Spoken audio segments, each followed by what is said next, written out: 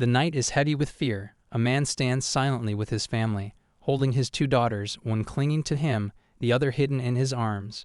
Around them, the land is cold and dead. The grass blackened, the air thick. Above, darkness swirls as a strange energy crackles through the clouds. Something powerful has come from another world. The man silently watches the sky. He remembers the hero who once saved the world.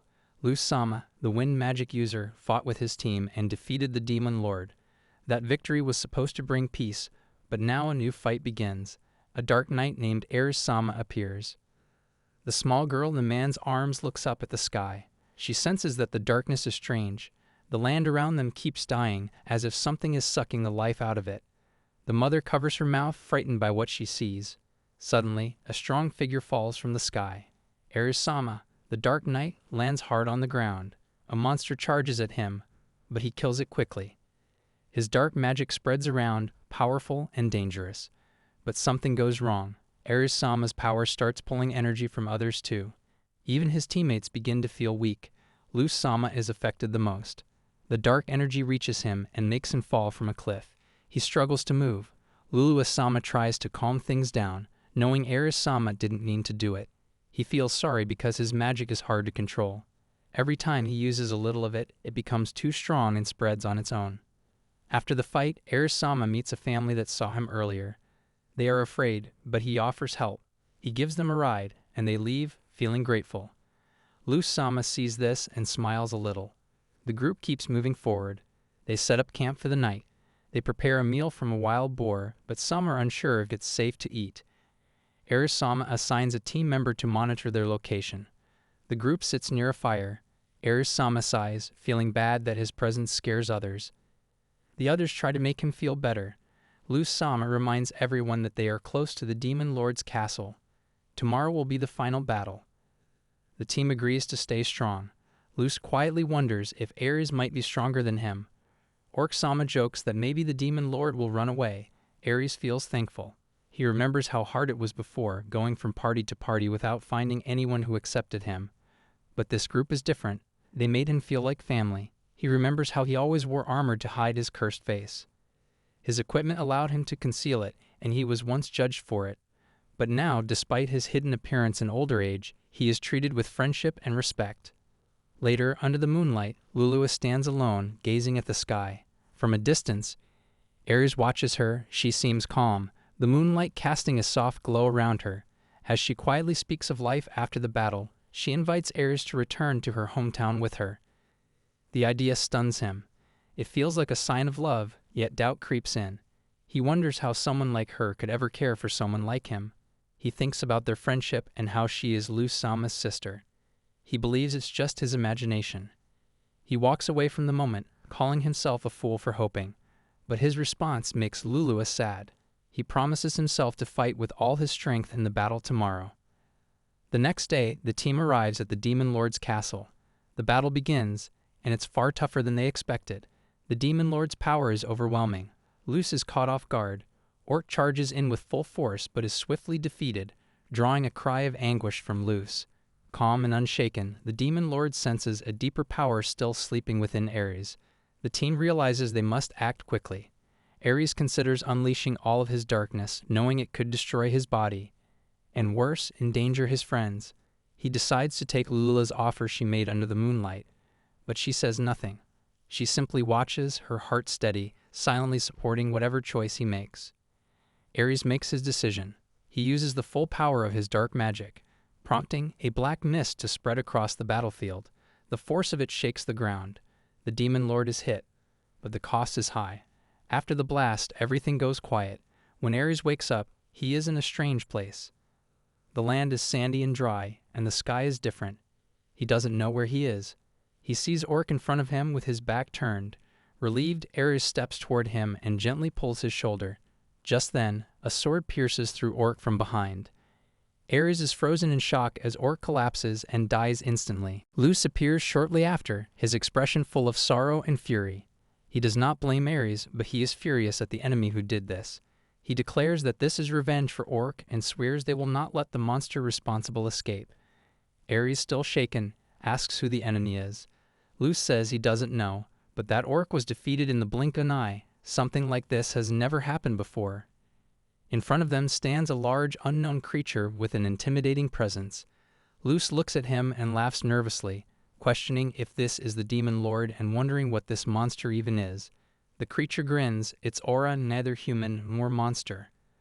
The pressure it gives off is unlike anything they've ever felt. Ares glances at the ground, noticing the strange sandy terrain.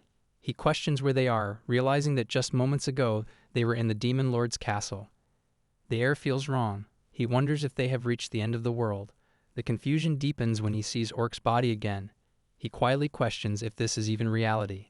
Luz, cold and crouching, checks on Ares and warns that another attack is coming. The monster giggles. Dark Knight Ares-sama and Luz-sama prepare to strike. They launch a combined attack, but the monster counters and throws Luz forcefully to the ground. Shocked by the power, he realizes the creature didn't even use magic. It broke the ground with pure strength. Luz begins chanting a spell. Ares follows with a powerful dark magic technique, combining vine and destruction in a heavenly slash. The demon lord responds with a bitter smile. Luz encourages Ares to go all out, but he knows this is a dangerous gamble. If they don't synchronize their efforts, they might not even have enough stamina to escape. Ares knows that escaping after losing a comrade would dishonor him as a knight. He believes Lucy feels the same. As he casts God of Destruction's dark magic, Gloom Veil, Heaven's Dream, he declares that the monster will regret killing his friend. Ares charges forward, trembling with emotion. A tear falls as he realizes the monster is still able to move even after taking a direct hit from his cursed gear. Even so, Ares refuses to stop. He promises to kill the enemy no matter what. Luz calls out to him, telling him not to hold back and to absorb more power. He offers Ares his strength and abilities. As he strikes again, Luz praises him and urges him to take it all and show their true power. Ares doesn't know what world this is, but he understands they have no choice but to fight. Luz, with emotion in his voice, calls on Ares to unleash the strongest darkness of their world, one that surpasses everything. Ares explains to himself that what he is absorbing is his target's power, and for a limited time, it includes their magic and special abilities. Now with added power, even Luz's borrowed wind magic can command the heavens. Luz then remembers Orc and how they first met. He recalls a time when Orc approached him during recruitment, holding his sword awkwardly, admitting that no one else would let him join. Luz had accepted him anyway. The memory strengthens his resolve to fight on, to avenge his friend. Orc-sama was a proud dark knight, so cool. After the final strike, the demon lord falls. The dust begins to settle. Ares stands still, his body heavy with exhaustion. Luz rushes over, clearly worried, and asks if Ares is all right. Just then, a new figure appears. A girl watches the scene and comments on how insane the battle was. She realizes that Ares can absorb the powers of his targets with his magic. She calls it a sick ability but mocks that his friend looks kind of weak. She turns to Ares and greets him as a newbie. Ares, still confused, asks who she is, what this place is, and where Lulua is. The girl laughs and asks if Lulua is his girlfriend, then casually replies she might already be dead. The girl introduces herself as Shuri. Ares lies on the ground, and Shuri checks the system notification. The screen shows that Ares is ranked 181, known as the Ruler of Darkness, with 1 day of survival, a kill count of 1, and cursed equipment. The equipment of despair. Shuri looks at the data and smirks. She thinks to herself that his ability, darkness, is scary, but with him, they might just be able to reach the top. She gently presses her finger over his mouth and speaks softly. She tells him they should crush everyone from the top rank together. She welcomes him as a darkness user. This world is Infernia, where the strongest of every world are summoned. It is a brutal world, a battlefield where only the strongest survive and the weak perish. To escape, one must reach rank 1, in a world of chaos and bloodshed. The scene transitioned to Ares, Shuri, and Luz continuing their journey. They pause beneath a large tree. Shuri asks how long the fighting in this world has been going on. Luz replies that it has been several decades. Shuri is surprised and questions the reality of such a long time. Ares wonders if one can return to their original world after reaching the top rank. Shuri explains that it's not that easy. The current rank 1 hasn't changed for 3 years. Since reaching the top, that person has neither relinquished their title nor chosen to return. It's unexpected even for the system administrators. Ares reflects that perhaps people who enjoy killing for the sake of rank exist in every world. Shuri, being a fighter herself, has chosen to ally with them. The top rank being blocked has made the other high ranks fiercely competitive. The top 10 have remained unchanged for a long time and are now referred to as the immovable 10. Ares believes that they can reach the top together, but survival is the first step.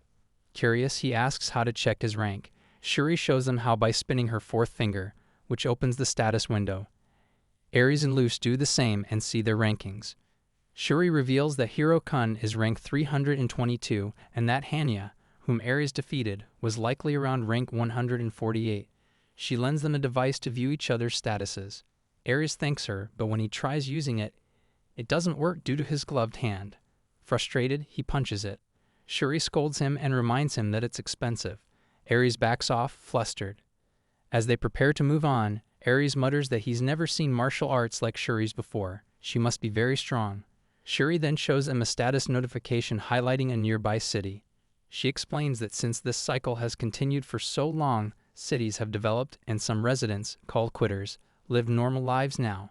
Shuri goes off to find lodging and buy clothes. She hands over money to Ares and Luce, reminding them to avoid trouble. Both of them check the status again and are surprised to see a balance of 100,000 G. Ares describes Shuri as kind, but also scary. He realizes that in a city of this size, Lulua might also be here. They decide to visit a weapons store. The city feels like a normal town, though its residents are a bit unusual. As they explore, someone rudely bumps into Luce. Ares checks the man's rank -656, a short sword user with a flesh genome. He notices the man is wearing a white robe with red braids. Ares suspects he may be connected to Lulua. They follow him. Their search leads them to a castle with an arena.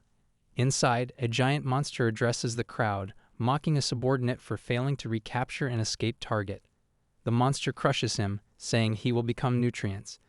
The system identifies the monster as rank 97, Tentacle Old Tree Tyrant. Ares and Luce are disgusted.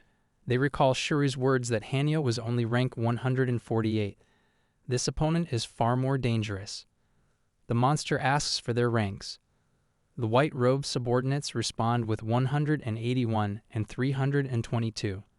The monster mocks them as weaklings. Another robed guy enters. The system displays his rank as 125, the merciful sword hero Herios. Luce recognizes him as a hero from another world. Herios insists they not touch his sister until the fight is over. Suddenly, a girl calls out to her brother. But Herios gets attacked and lies wounded. Uni prepares to heal him with magic. The monster notices and mocks them. Ares realizes the girl's identity from her robe and worries about her safety. As it's rare is to see a healer that young, the monster also expresses interest in adding her to his group. Yuno intervenes and declares that she won't allow anyone to treat Oni-chan that way. The crowd mocks her words, calling her foolish. The monster boasts about once being persecuted in his old world. Here, he is powerful. He vows never to lose to any hero again. He attacks Herios, but Ares steps in and challenges the monster. He apologizes to Luce and mentions that the siblings remind him of Lulua and him. Ares moves with speed, surprising the monster. He stabs him, despite being rank 181. The monster screams in anger. He strikes back, but Ares' armor, part of a curse, protects him. He admits his mana is running low from continuous fighting. The monster taunts him, asking if he really believes he can win. Luce analyzes the situation. Attacking would put him at a disadvantage. He realizes he might not even win against the monster's subordinates. His thoughts are interrupted as Shuri arrives, shouting that she warned them not to cause trouble. But now it's too late. Their actions have drawn attention. She sighs, realizing they can't stay in the city anymore. Shuri agrees to help. The monster mocks her, hinting that his subordinates would enjoy her presence. Shuri activates her weapon. One verification complete. Output 1890. She draws a light particle sword. Ares is stunned by the magic weapon. Shuri declares the area under her control and makes her move. One of the monster's underlings tries to trip her but falters, hesitating. The monster laughs, goading them on with cruel amusement. Yuno shouts at her brother in frustration, while Ares and Luce ready themselves to join the fight. Shuri issues a grim warning. The monster's attacks leave more than wounds. They leave scars. Unfazed, the monster sneers, calling her nothing more than a plaything. Just as he lunges, Shuri slips from his grasp and counterattacks. He's confused. She's not fast. She's disappearing. The system shows her rank, 37. Title, Unseen Blade. High school girl, Shuri. Everyone is shocked, and the monster's subordinates panic. They realize she is far above them in power. Shuri finishes the battle. Ares and Luz are left speechless. Without missing a beat, Shuri says it's time to move on. The three turn and offer a quiet farewell to Yuno and her brother. The young knight bows deeply, thanking them. Shuri smiles gently and says they're welcome. The scene shifts to a barren land marked by wooden stakes. Two robed men stand over a lifeless body, scattered orbs glinting in the sand. One notes that mourning will begin after the fallen warrior's battle record is extracted. They both look down at Hanya's corpse, regret clear in their eyes. They never should have summoned him. Nearby, another man questions the appearance of someone named Juju. Then, a faint crackling breaks the silence. A dark figure emerges on the horizon, its silhouette jagged and unfamiliar. The air turns heavy with dread. A new enemy has arrived. A sudden jolt of energy hurls the group into a hotel room at the top of a Gothic tower. The teleportation is sharp and exact. Shuri stands composed as the others gather themselves, visibly shaken by the sudden transport. Ares glances around, alert. Luz quietly comments on how Shuri could have easily killed them back when they met. He still doesn't understand why someone that powerful would align with low-tier fighters like them. Shuri casually brushes off the remark. She explains the logic behind the ranking system. Defeating stronger opponents boosts rank quickly, but fighting weak ones earns nothing. A wide rank gap, like between her and Ares or Luz, triggers small fry protection. There's no benefit in eliminating them. Ares nods along, understanding. Luz, trying to lighten the moment, wonders if her kindness is due to his good looks. Shuri rejects that immediately. She simply finds them interesting. She then presents an idea, the survival tournament, an officially sanctioned team battle where the last group standing claims victory, fame, and a Ceresis rank boost. The suggestion catches both Ares and Luz by surprise. She explains that winning could even put them on the news. Ares knows this will make them targets, but also sees value in it. If they gain enough recognition, Lulua might find them more easily. Wandering blindly is no longer a viable option. Shuri vaguely confirms the tournament is run by so-called gods, though she doesn't consider them divine. She avoids elaborating. It's too much of a hassle. Luz objects, saying they don't have time for distractions. Ares disagrees. In his view, spreading their name might be the only way back home. Suddenly, Shuri calls out a warning. A flash of power explodes into the castle wall. From the smoke, two new opponents step forward. One of them addresses Ares, calling him out. He introduces himself through the system as a rank 122 master swordsman of the Yagyu Shinkage style, Munfuyo. His comrade just behind him is here for vengeance. Luz and Shuri freeze. The two warriors carry the weight of purpose. Ares watches their stance, sharp, practiced, nothing like he's seen before. He hesitates, wondering whether to wait for them to strike first. Shuri gives him the answer with a single word. No. Without pause, Ares launches forward, magic ready and blade drawn. Yagnu reacts with stunning speed. A flick of the wrist sends Ares staggering. The swordsman mocks him mid-strike, warning that distraction could be fatal. Luz is nearly hit, but Shuri intercepts and warns Ares that this man is no ordinary swordsman. Fighting him head-on could be suicidal. Ares takes the advice, recognizing the skill behind that rank isn't just for show. The swordsman turns to Shuri, recognizing her instantly as rank 37. He vows to take her life and her rank, showing no mercy. From above, Shuri sits calmly, asking Ares if he wants her to handle it. He declines, declaring that this opponent is his. The scene shifts to the battlefield where Ares prepares to clash with Yogonu. His aura flares as he launches a strike using Zero Twister, hitting with enough force to crack Yogonu's stance. Yogonu, surprised, questions how Luz can move so freely inside his zone. It dawns on him. Ares' power seems to affect only enemies. From a distance, Shuri observes calmly. She notices that the energy is being absorbed. Now it makes sense why Hanya fell. This power is wild and uncontrollable. A massive tree-shaped being mutters about the god of destruction's magic and chance. Heaven and hell's triumphant return as the clash intensifies. Ares charges in again. Yogonu reels. Not only is his katana being forced back, but he himself is pushed off balance. The sheer aggression in Ares' style startles him. It's an entirely different technique now, refined yet brutal. Yogonu unleashes a counterattack with a vicious arc. The two clash in a flurry of blows. Shuri watches closely. She notes how Ares matches rank 79 in both speed and strength. She realizes he's weakening his opponent while simultaneously enhancing his own might. Yogonu also begins to understand the gravity of his opponent's strength. This is the true power of the Dark Knight. He activates Shinkage style, striking back, but Ares keeps up. In a critical moment, Yogonu admits defeat. He mutters how the rank difference was too much to handle, and offers reluctant respect. Though it hurts his pride, he's glad that if it had to happen, it was Ares who beat him. Shuri continues watching, fascinated by the sheer scale of dark magic. Ares' mind races. If this is only rank 79, then what kind of monsters exist beyond that? He wonders if he can ever reach such heights. But he knows one thing: for those who died, and for the past he wants to reclaim, he must keep winning. Fueled by that thought, he makes one final charge. He shouts, "Heaven and hell, triumphant return," causing his opponent to fall and praise him, acknowledging that he's become even faster and stronger than before. In his final thoughts, Ares clings to the hope of finding Lulua again, no matter what. Ares silently wishes for her safety. The scene transitions to a moonlit forest soaked in dread. A man, panicked and in pain, begs for mercy. He pleads with the girl approaching him not to come any closer. He says he only hugged her from behind. But the woman, holding a rope, is cold and unmoved. To her, this man deserves 1,000 deaths for attacking the girl in the woods. She calls him out for his vulgar intentions. He tries to assert his superiority, boasting of his rank, 128. But she, rank 38, scoffs at him. She says people like him only see rank and ignore everything else. Her expression darkens.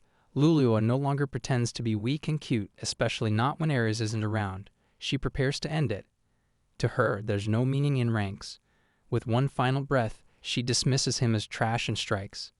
Meanwhile, from the high terrace of a tower, Ares watches Luz performing aura control in the courtyard below. The training is intense, but time is running out. Only 5 days remain before the top 10 rankings close. Ares wonders if Luz will make it in time. Shuri leans against the railing beside him and casually asks if Ares' girlfriend is strong. She figures the girl must have some skill. After all, she's Luz's younger sister. Ares clarifies that Lulua isn't his girlfriend. He just loves her a little. He assures Shuri that Lulua has talent and can hold her own.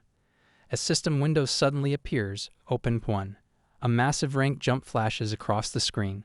Dark Knight Ares, now rank 76. Survival time, 3 days. Kill count, 1. Special skill, Armed of Despair. Shuri compliments the progress. Even without killing, victories still count. Luz joins the conversation. He's surprised to learn they receive income based on rank, almost like a soldier's wage in a kingdom. But Shuri notes that the income only comes in after maintaining the rank for 30 days.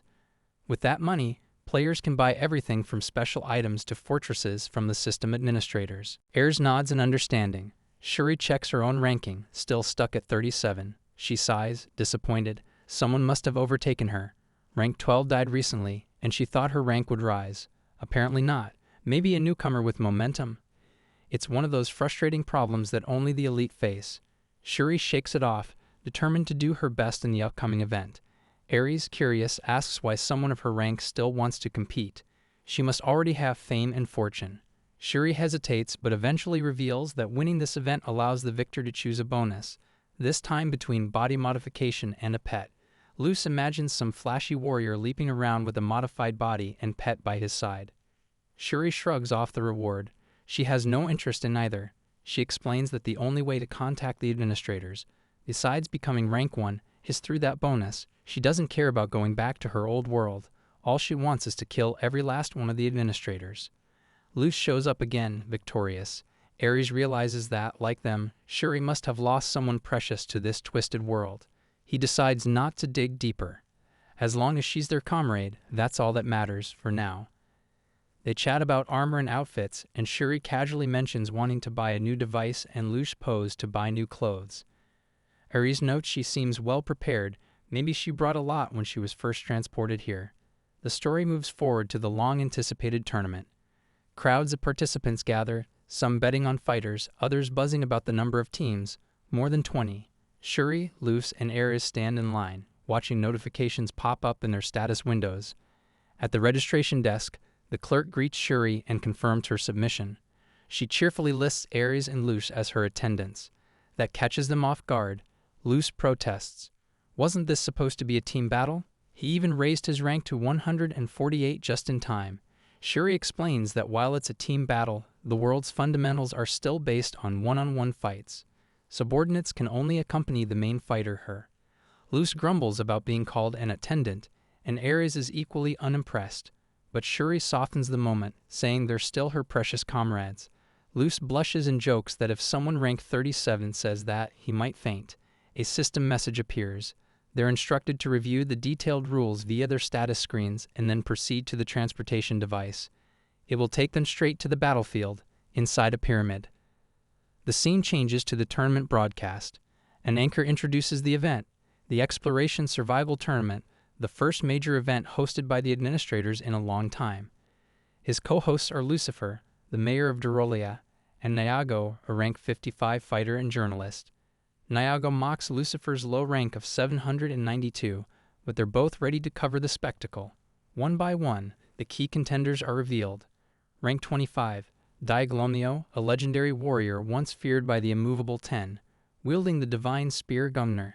Rank 52, Melshi, a summoner, joined by her even stronger summon. Rank 43, Type R. The chaotic trio known as the Evil Three Musketeers, ranks 56, 59, and 85, make their entrance, infamous for their unpredictability despite their skill. Then comes the most terrifying name, rank 29, Mega Dracola, a vampire with over 1,000 confirmed kills. The crowd falls into stunned silence. Some participants quietly consider withdrawing. Shuri watches without a word. Luce notes the arena is filled with high rankers. Ares, still unfamiliar with the rules, simply wants to avoid fighters like them. But Shuri's eyes gleam with quiet resolve, and she calmly decides that all four groups need to be eliminated. Ares and Luce exchange uneasy glances, both silently questioning what kind of suicidal maniac they teamed up with. The audience buzzes as bets are placed. Many favor the monstrous Dracula. Anchors debate the potential victors as the final contestants teleport into the battlefield. Nyan, the journalist commentator, voices hope for Dracula's defeat, recounting his history of massacres. Lucifer shows interest in a mysterious dark knight whose presence impressed him even before the match. The system reveals odds. Rank 76, ruler of darkness, Ares, has a surprising solo win chance of 95%. Shuri, Luce, and Ares themselves are stunned by the announcement. The battlefield unexpectedly shifts to a beach scene within the pyramid, confusing the team. Shuri prepares for a swim, dragging Ares along, but Ares, still armored, nearly drowns. Luce and Shuri pull him back, and he sheepishly admits he never knew how to swim, armor or not. After the brief chaos, they begin reviewing the rules. Points are awarded for defeating others, scaled by opponent rank, within a 12-hour window. Survivors with the highest scores win. Death or surrender results in total point loss. Strategy becomes critical. Hunt many weaker players or target fewer strong ones. Before any choice is made, a strange snake-like creature appears, crawling onto Shuri. Despite her reputation, she panics, clearly terrified of snakes. Luce tries to help, but the monster proves hostile, striking both Luce and Ares. Shuri identifies the creature as an event-generated monster, likely meant to weed out the weak. As Ares begins to weaken, Luce supports him, and they prepare a counterattack. However, the monster proves resistant to normal spells.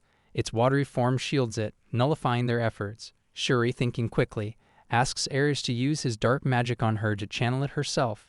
She believes it's a good moment to test her mysterious powers. Despite Luce's concern, Shuri insists. Ares transfers his magic, casting God of Destruction, Gloomswear, Heaven's Ruin, onto her. Shuri's aura flares as she prepares to strike. Her power goes beyond teleportation. It reflects a deeper force, one she doesn't seem ready to fully reveal. Shuri prepares to unleash this magic as Luce fends off smaller threats. The Dark Knight watches silently, realizing just how much strength his comrades carry, both revealed and hidden. Shuri cautions against jumping too far in one go, especially while still unaccustomed. Luce observes that Ares appears capable of using powers that aren't magic-based. She watches closely, impressed by Ares' performance, and concludes that they can lead the task to him for now. Ares assesses the situation, preparing to jump above his opponent's head. He notes that before the enemy can launch a large area attack, it must absorb water, making this the perfect moment to close the gap. Though the distance is considerable, he believes a few jumps should cover it. Luz, recently hit, relies on Shuri's teleportation skill to escape. Ares activates a spell, God of Destruction, Dark Magic, Almighty Falls. Luz starts dancing, celebrating the success. Shuri acknowledges Ares' impressive control, especially for a first attempt. Ares, though grateful, marvels at the power's potential. The banker announces "Oh bravo player Ares' victory," attributing it to the power borrowed from Shuri, his high-ranking team member. Lucifer, unsurprised, reaffirms Ares' greatness. Meanwhile, other players finish their first battles. The tournament moves to a dungeon phase, now featuring a womb-like area. 2 teleportation gates open. Teams are warned not to get separated. The anchor explains that the battle route gate increases chances of encountering players, while the exploration route prioritizes item gathering and avoids conflict. Nyan claims that the battle path is the optimal choice. As teams deliberate, Ares inquires about a strange object. Shuri identifies it as fresh meat from an ocean creature. Restores a small amount of stamina, bad in taste, but sufficient for hunger. She suspects it to be a reward item. Ares wonders about dungeon supplies. Shuri confirms that monsters sometimes drop items, usually single-use, and players often join just for such loot. She reminds Ares about a rare item located at the pyramid's top. Suddenly, Luz alerts Shuri that some gates have opened. Ares notices them as well. Shuri checks the system. Round gate signifies battle route, square one is for exploration. She looks around, realizing Luz is missing. The round gate closes. Luz might be trapped alone beyond it. Luz explores a dungeon maze, intrigued by the setting. Spotting blood, he prepares for battle. He encounters rank 85 Axe Warrior Rin, followed by rank 59 Magic User Dallas. Choosing the battle route proves fruitful. Multiple encounters await. As Luz examines the final name on the list, he hesitates. Rank 148, Weekly. Worse still, the target is a hero. It feels like a cruel joke. Though the potential points are high, the opponent has a dangerous reputation. Luz starts planning, aware of the high ranks he's up against. His enemy notices his calm and threatens death. Luz responds with a remark about their flashy adventurer outfits, then asks about the missing hero. They explain that their hero was thrown out, too selfish, too full of ego. Now, as self-proclaimed ex-supporting characters, they express their hatred for protagonists. Luz denies ever seeing comrades as just background characters. They mock him and introduce themselves as the evil 3 Musketeers, known for robbery, lynching, and murder. They enjoy their infamy. Luz stands his ground. Elsewhere, Shuri and Ares search for him. Ares stumbles across treasure and identifies a dangerous herb that temporarily boosts strength. Still, he prefers healing items, expecting a tough fight when they reunite with Luz. Shuri agrees. Their gate has already closed, leaving them no choice but to push forward. Meanwhile, Axe mocks the idea of a weak demon lord balancing the world. Luz replies that his own world has one too and ridicules their fake righteousness. The conversation grows darker. Ares, arriving just in time, says they've already defeated their demon lord. Axe reveals his desire to become one himself, but ended up in this world instead, where he doesn't need to pretend to be noble. Here, there's no need for reputation or morals. Luz, battered and on the floor, begins to lose hope. The trio's madness is clear, and their strength matches their rank. Even with Ares and Shuri, he's not sure they can win. He suspects gate trouble kept them away. Facing death, despair sets in. Axe mocks him, entertained by his pain. Then Ares bursts in, furious, calling the idea of killing a hero the best. Dallas and his allies freeze, stunned by Ares' rage. Suddenly, a girl appears, her presence radiant and commanding. Furious, she declares the attack on her friend unforgivable. Shuri watches her, wondering if she is the friend mentioned, unsure of the girl's identity. The girl turns to Brad, warning him to tread carefully. She introduces herself. A demon lord from another world. Alex is shocked. Her name is Almesia, rank 49. Merciless dark flame. Demon Lord Almesia. Almesia asks Kufufu who she should kill first. Ares feels annoyed, seeing her look down on them like that. Rin sees it as a good opportunity to raise his rank by 2 hours if he manages to take her down. Axe's allies respond with understanding. Even Almesia has ended up in this world. That's how she looks without her armor. but the word friend she used remains confusing. Rank 49 makes sense if she won against her, but now she's up against ranks 56, 59, and 85. Even for a demon lord, facing 3 enemies at once is risky. Luz salutes Almesia, thinking. He has no idea what she's planning, but he sees no reason for him to act. He intends to let her handle it. Almesia reacts as Axe's allies launch their attack. She crushes one of them with a single blow. She stands before him and instructs him to cut his head. Dallas and Axe are shocked to see their allies in that state. Dallas calls out to Rin in frustration. Axe steps forward and Almesia responds. With a hop, Axe challenges her, refusing to let her escape. He questions if she's really rank 49. He believes the difference between them should only be due to some calculation errors. Due to missing data, early ranking might not be accurate. She is most likely new to this world. Ares prefers avoiding fights, so there hasn't been enough battle data, resulting in a lower estimated rank, but she doesn't look like someone inactive, so she's probably new. Still, with the two of them together, they won't lose. Axe moves forward, proposing they scare her. This world is harsh and relentless. Axe clenches his fist. Almesia remarks that magic is something Mishi excels at. Another ally appears, rank 112, known as the Killer Barrage Boxer Guru Nuri. He flexes his body and refers to the strength of his own punch. Another fighter, rank 95, known as the Burning Spirit and the Fighter of Love, also enters the scene. Both step forward. One urges the other to retreat, while the other signals to resolve the matter through combat. They charge at each other and clash. As the battle intensifies, both release loud groans. A visible crack emerges in the surroundings. One shouts in pain and the other roars with strain. The anchor reacts to the overwhelming shockwave, noting that the pyramid, built with specially reinforced material designed to endure all forms of attacks, has been affected. Nyan takes note that the strongest participants are finally beginning to engage. Lucifer observes the battle and acknowledges its sheer intensity. Almesia stands and unleashes dark flames. Almesia bomb. Lucifer reacts, wondering what kind of monster she is. Axe chuckles at the absurdity of the situation. The hero is a pushover and the demon lord is an unstoppable force. He can't help but question the state of their messed up world. Almesia interrupts, asking if those are his final words. Axe throws in the towel, muttering "pee-pee" in defeat. The chaos all stems from the moment Ted lost all his hard-earned points on the floor.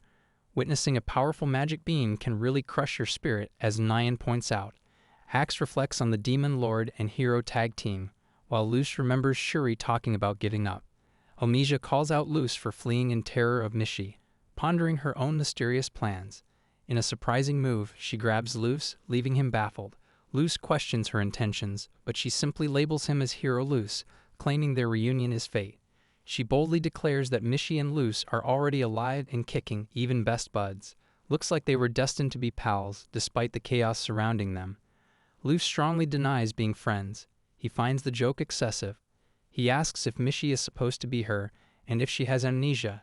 Almesia asks if he knew. Luce responds. She becomes sad and says that since Mishi's birth, she has never left the Demon Lord Castle.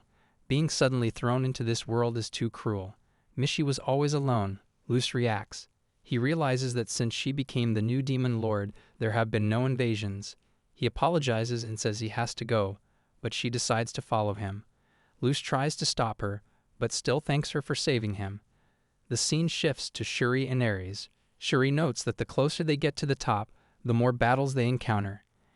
Ares agrees but reminds them they still haven't earned any points, and there's no trace of Luce. After collecting the item on the top floor, they need to resume searching for him. They proceed. As they move towards a new gate, they encounter a Dracola, a monstrous being lying dead on the floor, buzzing.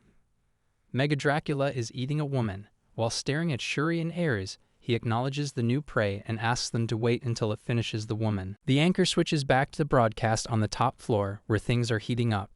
Intruders have joined the fray between rank 52 summoner Melshi and rank 29 Mega Dracola. St. Ares and rank 37 Shuri are getting in on the action. But Mega Dracola turns out to be even stronger than they thought. Despite being rank 792, he's got the power to back up his status. The audience is going wild, shouting and causing a ruckus. Melshi is in a pinch because of a rule violation, so he can't throw in the towel. But when he brings in an unregistered player, things take a surprising turn. Will Shuri and Ares come to the rescue? The decision is in their hands. No rules say they have to fight every battle. When Shuri witnesses Dracula chowing down on a poor woman, she leaves Ares to deal with the situation. Dracola notices and responds with a whoosh, threatening to punish them for interrupting his meal. The anchor announces the appearance of player Shuri, the unseen blade, using her combined technique of formless blade and teleportation. Dracola glares at Shuri with anger. Shuri faces off against Dracula in an epic battle. She lands a hit, but it's not as deep as she hoped. Mega Dracula retaliates with a surprise move called Charm, which turns out to just be a toxic fog full of neurotoxins. Nine explains the situation, saying that Charm doesn't actually control people. Ares is keeping an eye on a girl who got bit by Dracula, only to be surprised when she turns into a monster and tries to take a nibble out of him. Shuri realizes the monster girl's ego has gone missing and tells Ares to knock her out. Ares calls for backup from Shuri, but another woman, on the side of the monster girl, interrupts. Mega Dracula is not happy about the disruption and warns that no one will make it out alive. The anchor remarks on Dracula's drastic tone shift, noting that being interrupted while eating angers him more than anything. Nyan agrees. Shuri remains composed and prepares for a counter. Mega Dracula boasts about his legacy and charges. Shuri comments on his bulky physique. The anchor observes Shuri's incredible speed as she dashes past Mega Dracula, delivering successive slashes. Ares praises her teleportation, stating it suits her rank. Mega Dracula grits his teeth, grabs his wrist, and labels her a demon. The crowd reacts as Shuri continues with follow-up strikes. Shuri acknowledges the difficulty of the match, especially after having spent energy assisting earlier. The monster woman collapses, and Ares accepts that the situation demands action. He knocks Melshi unconscious. The anchor confirms that Ares strikes Melshi and renders her unconscious. Meanwhile, Shuri continues her one-sided battle. Shuri keeps striking while Dracula labels her persistent. She declares her intent to keep cutting until he falls. Dracula crosses his arms and lands a slash on Shuri. She takes the hit. Dracula warns that he will drain her blood until she is dry. Shuri maintains her defiance. The anchor questions if Shuri's offense is beginning to weaken, confirming that poison is still affecting her. Dracula notes that her attacks seem to work, and yet do not, mentally exhausting her. Shuri agrees, acknowledging the struggle. Although Mega Dracula fails to react to her blows, she has yet to cause serious damage. Nine explains that Dracula's regeneration is ongoing and that his thick, muscular body prevents fatal damage unless struck with a decisive blow. His heady defense makes this extremely difficult. Nine comments that Mega Dracula frequently appears in the news and maintains a strong media presence. Despite the public knowing about his abilities, he remains undefeated due to sheer strength. The anchor confirms that his powers pose serious threats, especially to those unprepared. Nyan adds that even without his special abilities, his raw power remains immense. Prolonged combat may overwhelm her if this continues. Lucifer casually observes that Shuri has Ares by her side, so no need to stress too much about her safety. Dracula, on the other hand, gets ready for another round of attack in a weird and wacky stance. Shuri beckons Ares over, who ditches his battle with Melshi to come to her aid. Dracula, being the charmer that he is, insults Shuri as Ares approaches. Ares sees that Dracula's magic is just as shady as his own, which means their attacks might just cancel each other out. But Ares isn't one to back down. He charges towards Dracula and lands a solid punch. The announcer calls for Ares to shake things up and break the deadlock. As Shuri starts to fade, she warns Ares not to overexert himself. Dracula sneers evilly, but Ares isn't fazed. He launches a counterattack. Dracula strikes first, but Ares retaliates with a move called Dispensations, and even manages to mess up Dracula's hair in the process. Ares admires Dracula's impressive defense, even with all that dark magic swirling around him. It surprises him that he cannot cut through. Shuri observes that breaking through Dracula's bone in a single strike is too difficult, and suggests focusing on wearing down his regeneration instead. Lucifer explains to the anchor that her initial attack likely pierced Dracula's armor and muscle but didn't reach the bone. After realizing this, she quickly adjusted her approach. Nyan acknowledges the miscalculation and praises her adaptability. By targeting his regeneration and stamina, there's a chance Dracula will lose composure and make defensive errors. Lucifer agrees but points out that, aside from the first unexpected strike, none of the recent attacks have dealt real damage. Dracula is clearly focused on defense. He speculates that the plan is to wait for an opening to deliver a single fatal blow aimed at the heart. still protected by layers of muscle. He commends Shuri's strategy and expresses hope that the Dark Knight will also have a chance to stand out. Shuri signals to Ares that she's preparing to use her trump card. Ares recalls the strange power he sensed when borrowing her energy before. He doubts the move's overall effectiveness, especially since it can't be used more than once. Shuri asks for a brief prediction of Dracula's movement, and Ares confirms he can manage it. While Dracola and Ares duke it out, Dracola delivers a mighty punch that sends Ares tumbling to the ground. Ares lets out a yelp of pain, and Shuri is on the sidelines, eyes glued to the action. Witnessing Ares take a fall, Shuri's face scrunches up with worry. Ares sizes up Dracola's impressive strength and defense, even noticing Shuri's movements slowing down. But hey, Dracola's magic seems to be fading thanks to Shuri's persistent efforts. Dracula gears up for another attack, Ares readies himself for the impact, and Shuri tries to swoop in and save the day. Ares relies on his trusty armor to hold up against the blow, determined to keep fighting until the bitter end to set Shuri up for success. She keeps swiping at Dracola, who boldly approaches Ares once more. Ares shouts out, causing Dracola to grit his teeth, lunge forward, and grab Ares, only to quickly let him go. Dracola taunts Ares about his waning regeneration abilities. Ares admits to the massive power difference between them and realizes that trying to hold Dracola in place is a lost cause. Despite his failed magic circle, Ares still has a trick up his sleeve. Dracola presses on, unfazed by exhaustion or slow regeneration, claiming that Ares' attacks are no match for him. Ares seizes a brief opportunity by infusing his sword with destructive magic. He delivers the blow, sending his magic straight into Dracola with his blade. The strike hits home, and Dracola stumbles. Ares calls out to Shuri, and she immediately recognizes the opening. Dracula lets out a scream of agony as Shuri's magical slash strikes. He collapses, overwhelmed by the pain. Ares notices that the cut defies logic, almost as if she sliced through space itself.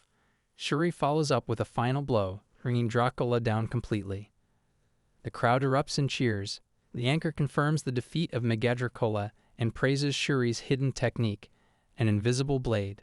The signal briefly cuts out, but the announcer reassures viewers it will resume soon. Lucifer is amazed to see Dracula's body torn apart, not just pierced at the heart but entirely dismembered. Nyan celebrates the moment with excitement. Lucifer comments on Shuri's ability, which appears to interfere with space itself rather than being limited to teleportation. Nyan reflects on the evolution of her skill, noting how much she has changed. Once the image returns, both Ares and Shuri are visible, bruised and bloodied, but visibly content.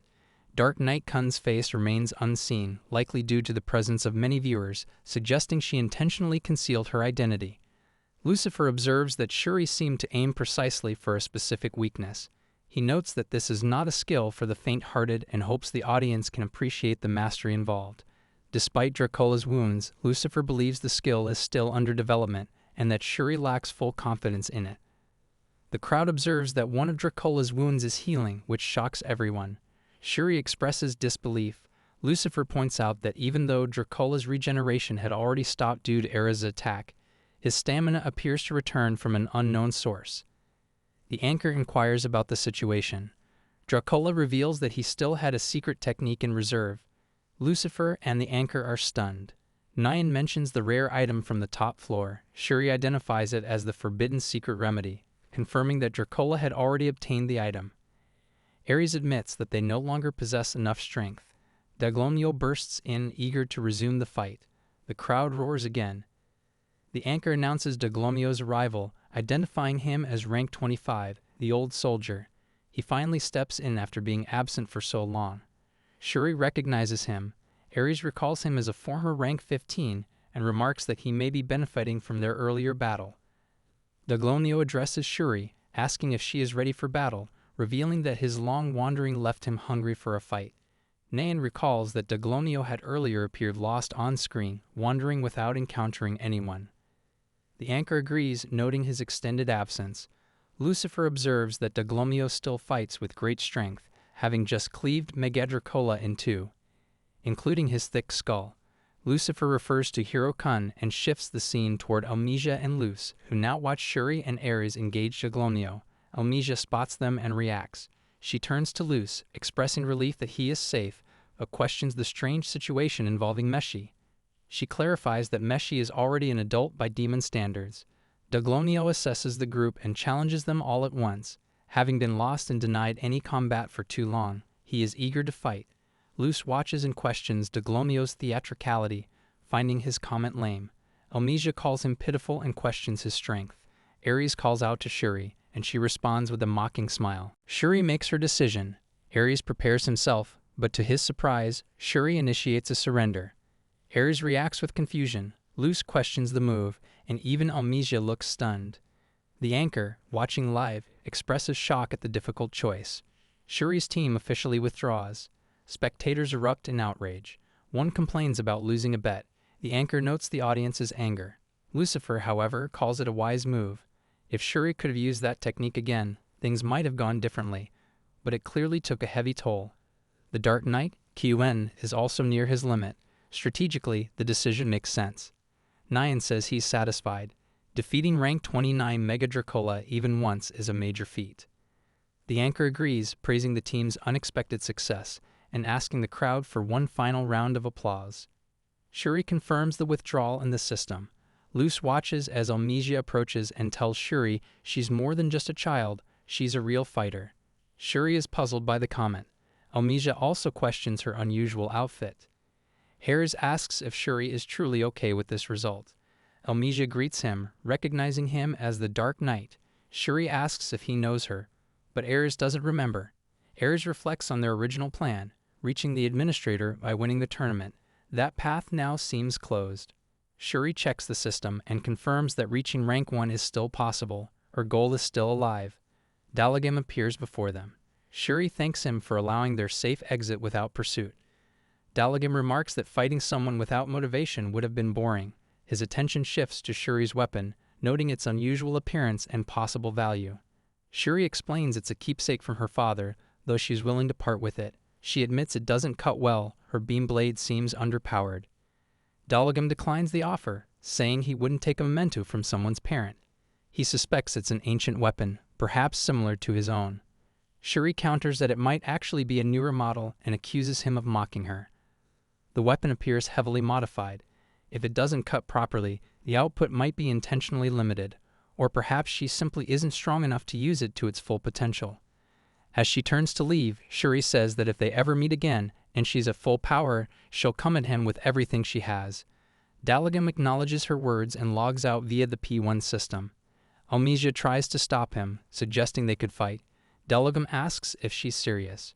She confirms her interest, challenging him directly. Dalagim calls her vulgar. As he disappears, Elmesia feels abandoned. She calls Shuri heartless and asks how to withdraw from the system. Realizing she doesn't know the process, Dalagim walks her through it. Elmesia follows along and confirms she understands. The event officially ends. 1 week later, in the small city of Locktown, the Nikonian publishing company is in high spirits. An article written by Nyago-san has become the week's most viewed post. Nayan reacts with excitement, certain that the recent tournament events helped boost traffic. She's suddenly summoned by the editor-in-chief. Jokingly, Nayan asks if a raise is involved. The editor-in-chief instead gives her a new assignment: head to the western region and report on the current situation. Nayan protests. That area is a war zone filled with non-stop conflict and home to over half of the immovable 10. But the editor-in-chief insists. As rank 50, she's more than qualified. Besides, one of the immovable 10 has just fallen. Nayan finds the request impossible and accuses the editor-in-chief of stealing another company's lead. The defeat of one of the strongest 10 shocks everyone. The scene shifts to the outskirts of Adrolia, in a remote canyon. Ares expresses frustration. Luce, Elmesia, and Shuri sit together in a somber mood. Luce questions why Elmesia is still traveling with them. She insists they are comrades. Ares denies this, stating they are not comrades. He notes that Elmesia has merely been tagging along since the tournament ended. Because she saved Luce's life, he has tolerated her presence, but he has no intention of continuing to travel with a demon lord. Elmesia is wondering if Meshi will be kicked out of the group, while Luce is calling Ares heartless. Luce used to agree with Ares until Elmesia changed his mind. Now he's amazed at how peaceful things have been since she became the demon lord. Meshi, on the other hand, is a recluse and not like the other dangerous demons. Elmesia blames her evil and absent father for all her troubles, but Luce reminds her she can't escape responsibility either. The former demon lord vanished without a trace, leaving everyone puzzled. Ares suggests he's in hiding and might reappear one day. He also reminds Luce of the terror Almegia used to strike in everyone's hearts as the great demon lord. Ares can still feel the presence of the demon lord's bloodline in his armor, which gives him the creeps. Shuri intervenes and questions Ares' harshness. She asks Ares to speak privately. Almegia hugs Shuri, crying, and promises to take care of her. Ares apologizes. Shuri admits that anything related to her world and past causes her to lose control. She acknowledges Ares' feelings and expresses understanding. Still, Meshi does not seem to be a bad person. Ares agrees, admitting that after spending several days with her, his opinion changed. Almegia brings food to Shuri. Shuri questions whether accepting it is alright, and notes the inner conflict she feels. Ares observes that Almegia seems fond of Shuri. He also recognizes her as a valuable ally in combat, possibly more reliable than himself. Shuri tries to respond. Shuri tells Ares she plans to head to the western area alone. Ares understands that one of the immovable 10 has fallen and sees this as an opportunity. Shuri believes it is the perfect time to take action. Many powerful fighters will likely head there. Ares notes that the western area was already dangerous, and now it will be worse. Shuri agrees, but sees it as a rare chance for rankings to shift. Even Rank 1, who has been hiding, might appear. Shuri advises Ares to focus on finding his girlfriend, as he only joined the tournament because she urged him. She does not want to involve him in a dangerous mission. Shuri admits her current weakness and doubts her ability to protect everyone.